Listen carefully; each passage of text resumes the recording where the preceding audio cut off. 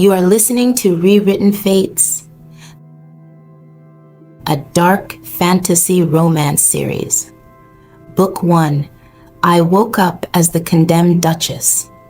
Chapter 9, Betrayal at Court. The palace grew heavy and watchful after midnight. The frantic, triumphant music from the ballroom had long since faded, leaving behind only the hollow echo of footsteps in the winding marble corridors. Most of the court had retired to their silk-lined beds, but in the dark corners of the fortress, the real work was just beginning. In a private chamber tucked away from the main thoroughfare, a group of nobles gathered around a circular table. The air was thick with the scent of expensive tobacco and guttering candles. Their voices were low, precise, and thick with conspiracy. This cannot continue. Lord Hadrian's voice was like a whip crack. He poured another measure of dark wine, the crystal clinking sharply against the table with the tremor of his hands. The Saintess's ritual failed, another noble whispered, his face pale in the candlelight. That changes the entire foundation of the case. It changes nothing, Hadrian snapped, his eyes flashing with irritation. The woman is a snake. She should have been exposed and dragged to the pyre tonight. We all saw the accusations. We all saw the evidence. Across the table, an older man leaned back slowly in his chair. Lord Marcellus, one of the most seasoned advisors to the crown, watched the younger men with a detached, clinical gaze. He had served 3 kings and survived a dozen coups. He knew that the loudest voice in the room was rarely the most dangerous. The ritual did not fail, Marcellus said, his voice a quiet, gravelly calm. It simply revealed something rather unexpected. Hadrian frowned, leaning into the light. And what exactly do you believe it revealed, Marcellus? That she's a saint? That the girl we've been trying to execute for weeks is suddenly a creature of light? Marcellus folded his hands over his cane. It revealed that the Duchess may not be the woman we thought she was. And in a court built on certainties, that makes her the most dangerous element in this palace. The room grew taut with tension. She tried to poison the Saintess, a noble near the door muttered. The evidence was clear. According to the Saintess, Marcellus corrected, his tone as cool as the marble floor. Hadrian scoffed, slamming his glass down. You doubt her? You doubt the holy vessel of the kingdom? I doubt everything, Hadrian.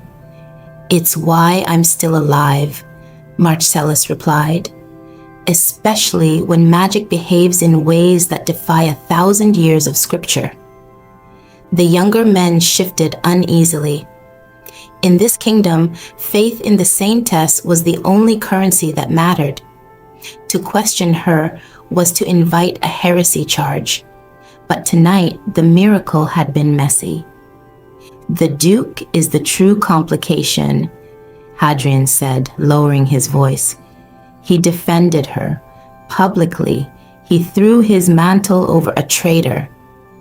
Marcellus nodded slowly. Yes, that is the true concern. If Alaric Viremont protects her, the king will hesitate to sign the final warrant. And if the king hesitates, then the Duchess might survive her 48 hours, Hadrian finished, his smile thin and predatory. And if she survives, she will come for us. A heavy silence followed. No one in that room wanted to imagine a world where Elara Valen remained the Duchess. She knows something, Hadrian whispered. I saw it in those violet eyes tonight. If the Saintess cannot expose her, then the court will have to take matters into its own hands. Across the palace, blissfully unaware of the vipers gathering in the dark, I stood alone on the Duke's balcony.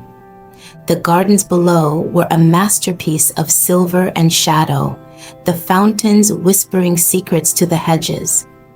The night air was cool, almost biting, but I welcomed it. It helped clear the fog of fear that had been clouding my mind. Everything had shifted. In the original novel, the story ended with the ritual. The Villainess was broken, the Duke turned his back, and the credits rolled over a pyre. But tonight, silver magic had answered the call. The Saintess had looked afraid. I gripped the cold stone of the railing.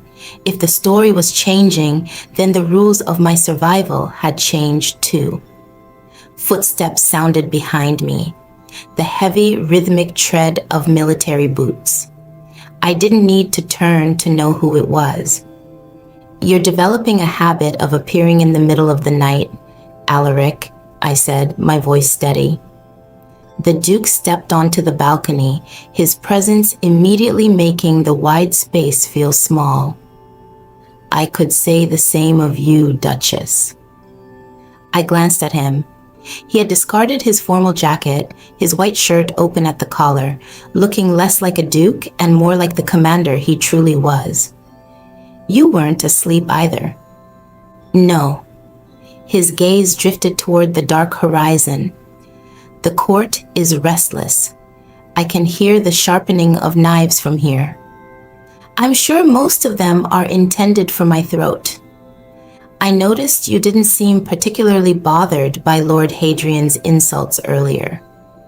I leaned back against the railing, watching him. I've found that being bothered by small men is a waste of energy. I prefer to save it for the big ones. That earned me the ghost of a smile, a rare, brief flicker of amusement in his golden eyes. "Most criminals are more frantic. They beg for their lives. They weave elaborate lies. Perhaps I'm a very unusual criminal. That much is becoming painfully obvious." The silence that followed was different than before. It wasn't the silence of two enemies, but of two people realizing they were in the same storm. "The magic," he said, his voice dropping an octave.